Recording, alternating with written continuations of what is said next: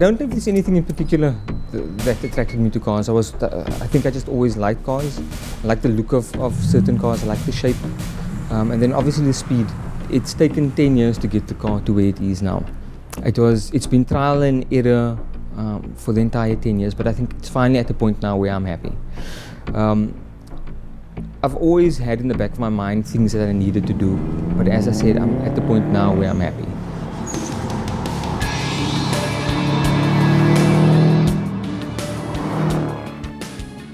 When I bought the car had lots of issues, small issues, things like the radiator or wheel bearings, clutches, the small sort of stuff, but it was quite annoying. So it took me a year to get the car to a position where I felt I could actually start modifying.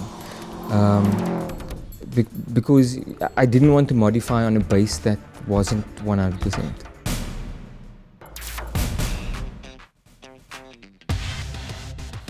The car's gone through so many transformations, I can't even remember it all. In terms of motor modifications, turbo modifications, various different tunes to get it to where it is now. But it's been a very long journey. Because it's a niche brand, you don't always feel comfortable with anybody working on your car. So it took me a while to find the right team of people to work on the car.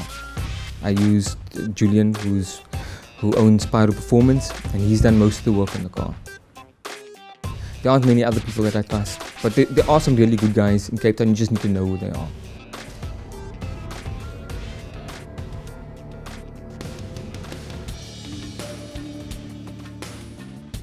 So some of the challenges when the motor was rebuilt, I had several issues with it. Fortunately, they were resolved quite quickly. Getting parts for the car is generally an issue because most of the time it's imported stuff.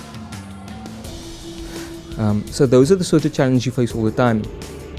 One of the biggest challenges was when I went standalone with the management.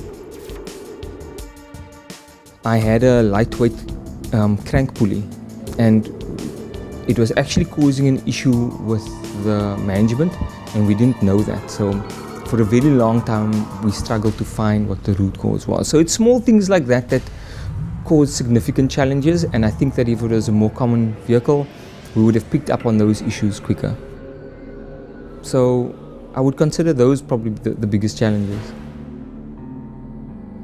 I always say that I'm not emotionally attached to the vehicle, but it's probably not the case. The thrill of being able to it's difficult to describe. Putting it on the track and hitting a corner at the right apex and powering out at the right time. I don't know how to describe the emotion, but those are the things that I enjoy.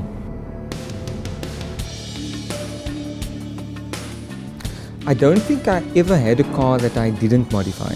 It was just something that I did. I don't think I ever planned to purchase a car with the intention of modifying. I think it just happened as things progressed. My very first car I started modifying, and that was probably in 1998 or late 1990s. That's when I started modifying my own cars. Prior to that, my brother had several cars and we always tinkered on those. But me personally, I started probably in the late 1990s on Mark 1 Golfs. My brother was looking at cars at the time, and we went to the Subaru showroom in the CBD, and he was purchasing a WRX Premium, and on the showroom floor they had a white GC8, a Pro Drive GC8. If I could at the time, I would have purchased that one. But because I had another car, it wouldn't have made sense. But I think that was the first time that I really figured that, maybe I could get one. I've always liked Subarus from the moment they were launched, especially with the outperforming at rallies. But I think that was the first time that I figured out, I could actually get one. I like the fact that you can make your car to be somewhat individual. It's a reflection of you, your personality, and the type of person you are. I suppose that's what I like the most. I do it for myself.